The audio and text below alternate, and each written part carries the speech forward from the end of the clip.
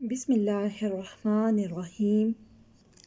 السلام علیکم طلباء و طالبات، اس امید کے ساتھ آج ہم اپنا سبق شروع کرتے ہیں کہ آپ سب خیریت سے ہوں گے اور اللہ تعالیٰ آپ کو اپنے حفظ و امان میں رکھے، آمین۔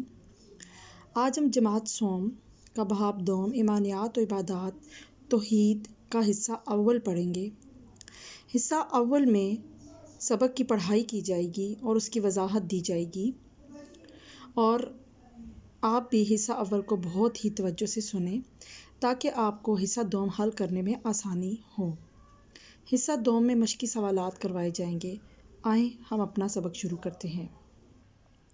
طلباء و طالبات، سب سے پہلے آپ صفحہ نمبر 7 نکالیں۔ صفحہ نمبر 7 میں باب دوم ایمانیات اور عبادات توحید، میں اس کو بہت ٹھہر ٹھہر کر اور آہستہ آہستہ پڑھوں گی اور آپ نے بہت توجہ سے سننا ہے تاکہ آپ کو جو باتیں بیان کی گئی ہیں ان کو بہت اچھے طریقے سے آپ ان کو سمجھ سکیں۔ اسلام میں اللہ تعالیٰ کو دل سے ایک ماننے اور زبان سے اس اقرار کرنے کو توحید کہتے ہیں۔ لفظ توحید کے معنی اللہ تعالیٰ کی وحدانیت کا یقین کرنا اور اس کے ایک ہونے کا عقیدہ رکھنا ہے۔ اللہ تعالیٰ کو ایک ماننا اور اس کی ذات میں کسی کو شریک نہ کرنا عقیدہ توحید ہے۔ اسلام میں عبادت کے لائق صرف اللہ تعالیٰ کی ذات ہے اور جس کا کوئی شریک نہیں۔ اللہ تعالیٰ کا حکم ہے۔ اب آپ ایسا کریں گے کہ آپ میرے ساتھ یہ آیت آہستہ آہستہ پڑھیں گے۔ یا ایھا الناس اعبدوا ربکم الذی خلقکم والذین من قبلکم لعلکم تتقون۔ یہ قرآن پاک کی سب سے بڑی سورت سورہ بقرہ میں سے 21 نمبر والی آیات لی گئی ہے۔ اس کا ترجمہ ہے، لوگوں اپنے پروردگار کی عبادت کرو جس نے تم کو اور تم سے پہلے لوگوں کو پیدا کیا تاکہ تم عذاب سے بچ سکو۔ اب آئیں دیکھتے ہیں کہ اس میں کیا کیا بیان کیا گیا ہے کہ اللہ تعالیٰ کو دل سے ایک ماننے اور زبان سے اس کا اقرار کرنے کو توحید کہتے ہیں۔ یعنی اللہ تعالیٰ کو دل سے بھی ایک مانیں اور اپنی زبان سے بھی اس کا اقرار کریں، اس کو کیا کہتے ہیں؟ توحید۔ لفظ توحید کے معنی اللہ تعالیٰ کی وحدانیت کا یقین کرنا اور اس کے ایک ہونے کا عقیدہ رکھنا ہے۔ وحدانیت آپ دیکھ رہے ہیں کہ وحدانیت کا لفظ کے نیچے لائن لگی ہوئی ہے، اور جو مشکل الفاظ ہیں اس صفحے میں وہ 4 ہیں۔ ایک ہے اقرار، دوسرا وحدانیت، تیسرا عقیدہ اور شریک۔ اب اقرار کا مطلب ہے کہ زبان سے اس چیز کو مان لینا۔ وحدانیت کا مطلب ہے کہ اللہ تعالیٰ کا ایک ہونا، یعنی اللہ تعالیٰ کے ایک ہونے کا یقین کرنا اور اس کے ایک ہونے کا عقیدہ رکھنا، یعنی پکا یقین رکھنا کہ اللہ تعالیٰ ایک ہے۔ اللہ تعالیٰ کو ایک ماننا اور اس کی ذات میں کسی کو شریک نہ کرنا، یعنی اللہ تعالیٰ کی ذات میں کسی اور کو شامل نہ کرنا، یہ عقیدہ توحید ہے۔ اسلام میں عبادت کے لائق صرف اللہ تعالیٰ کی ذات ہے اور اس کا کوئی شریک نہیں، کیونکہ اس نے ہمیں پیدا کیا ہے اور وہی ہمیں پالنے والا ہے، وہی ہمارا ہر فیصلہ کرنے والا ہے۔ اس لیے صرف اور صرف عبادت کے لائق صرف اللہ تعالیٰ کی ذات ہے۔ اب یہ فرمایا گیا کہ اے پروردگار، اپنے پروردگار کی عبادت کرو جس نے تم کو اور تم سے پہلے والے لوگوں کو پیدا کیا تاکہ تم عذاب سے بچ سکو۔ تم اگر اللہ کو ایک مانو گے اور اللہ کی عبادت کرو گے، اللہ کی بتائی ہوئی باتوں پر عمل کرو گے تو تم عذاب سے بچ جاؤ گے۔ طلباء و طالبات، صفحہ نمبر 8 پر ہم یہ دیکھ رہے ہیں کہ لکھا ہوا ہے، ہم جو کلمہ پڑھتے ہیں اس کے پہلے حصے کا مطلب ہے اللہ کے سوا کوئی عبادت کے لائق نہیں۔ کلمہ شریف کے 2 حصے ہیں، ایک ہے لا الہ الا اللہ اور دوسرا ہے محمد الرسول اللہ۔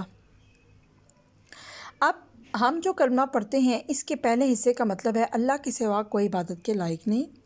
جب ہم اللہ اکبر کہتے ہیں تو اعلان کرتے ہیں اللہ کے سوا کوئی بھی بڑا نہیں ہے، یعنی اللہ سب سے بڑا ہے۔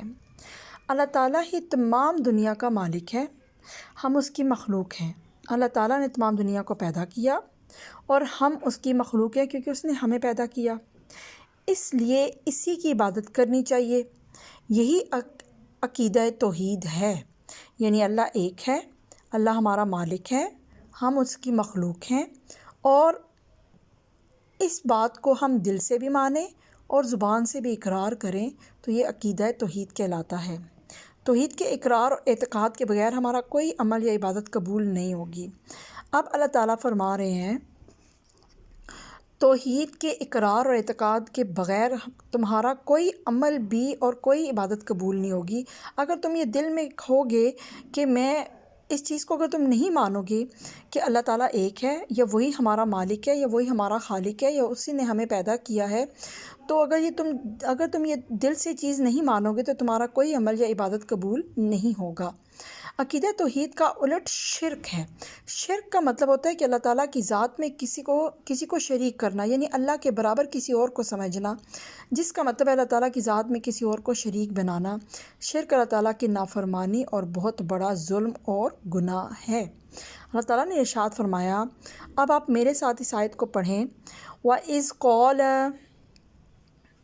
لُقْمَانُ لِابْنِهِ وَهُوَ يَعِظُهُ يَا بُنَيَّ لَا تُشْرِكْ بِاللَّهِ إِنَّ الشِّرْكَ لَظُلْمٌ عَظِيمٌ۔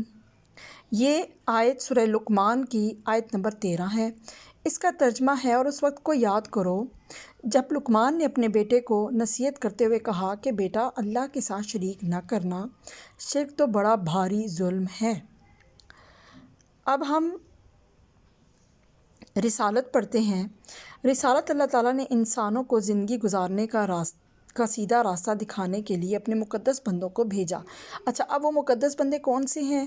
وہ مقدس بندے وہ 1,24,000 پیغمبر اور نبی ہیں جو کہ اللہ تعالیٰ نے ہمیں سیدھا راستہ دکھانے کے لیے اور ہم تک اللہ تعالیٰ کا پیغام پہنچانے کے لیے اپنے نبی یا رسول بھیجے، جن کو ان نیک اور پاک بندوں کو نبی یا رسول کہا جاتا ہے۔ رسول ان نبیوں کو کہا جاتا ہے جس پر اللہ تعالیٰ نے آسمانی کتابیں نازل فرمائیں۔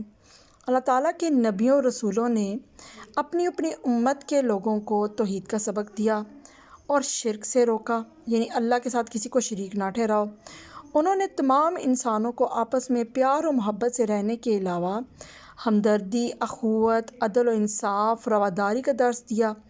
پہلے نبی حضرت آدم علیہ السلام ہیں اور آخری نبی ہمارے پیارے رسول حضرت محمد مصطفیٰ صلی اللہ علیہ وآلہ وسلم ہیں۔ سب سے پہلے نبی کون ہیں؟ حضرت آدم علیہ السلام، اور سب سے آخری نبی کون ہیں؟ حضرت محمد مصطفیٰ صلی اللہ علیہ وآلہ وسلم۔ جب بھی نبی پاک صلی اللہ علیہ وآلہ وسلم کا نام لیا جاتا ہے تو آپ نے ضرور یہ کہنا ہے صلی اللہ علیہ وآلہ وسلم۔ کلمہ طیبہ کے دوسرے حصے محمد الرسول اللہ میں ہم اقرار کرتے ہیں کہ محمد صلی اللہ علیہ وآلہ وسلم اللہ تعالیٰ کے رسول ہیں۔ اور اب اس میں یہ بیان کیا جا رہا ہے کہ نبی یا رسول وہ بندے ہیں جو اللہ تعالیٰ کے نیک بندے ہیں، لیکن رسول وہ ہیں جن پر اللہ تعالیٰ نے آسمانی کتابیں نازل فرمائیں۔ اب وہ 4 ہیں۔ اس کے علاوہ جتنے بھی تمام 1,24,000 نبی یا پیغمبر یا رسول آئے، انہوں نے سب نے اپنی امت کے لوگوں کو توحید کا سبق دیا اور شرک سے روکا، یعنی اللہ تعالیٰ، انہوں نے اس بات سے روکا کہ اللہ تعالیٰ کی ذات میں کسی کو شریک نہیں ٹھہرانا، اور محمد صلی اللہ علیہ وآلہ وسلم اللہ تعالیٰ کے رسول ہیں۔ آخرت۔ اسلام میں آخرت سے مراد وہ دن ہے جس دن ہر چیز ختم ہو جائے گی، صرف اللہ تعالیٰ کی ذات باقی رہے گی۔ اس دن کو اسلام میں یوم آخرت کہتے ہیں۔ اللہ تعالیٰ کے حکم سے تمام انسان دوبارہ زندہ ہوں گے، اللہ تعالیٰ کے سامنے پیش ہوں گے۔ اس وقت ہر ایک کے ساتھ انصاف ہوگا، ہر ایک کو اس کے اعمال کا بدلہ ملے گا۔ اسے یوم قیامت کہتے ہیں۔ اس دن کو یوم الحساب بھی کہا جاتا ہے، یعنی جس دن سب لوگ اکٹھے ہوں گے اس کو یوم الحساب اس لیے کہا جاتا ہے کہ اس دن ہر انسان نے اپنے اچھے اور برے کام کا حساب دینا ہے۔ اب یہ ہمارا سبق مکمل ہوا، الحمدللہ۔ امید کرتی ہوں آپ اس کو بہت اچھے طریقے سے پڑھیں گے اور اس کو سمجھیں گے۔ اور اب آتے ہیں مشق کی طرف، جو کہ آپ نے اس سبق کو پڑھنے کے بعد حل کرنی ہے۔ انشاءاللہ تعالیٰ آپ کو اگلے آنے والے لیکچر میں مشقی سوالات حل کروائے جائیں گے۔ فی امان اللہ۔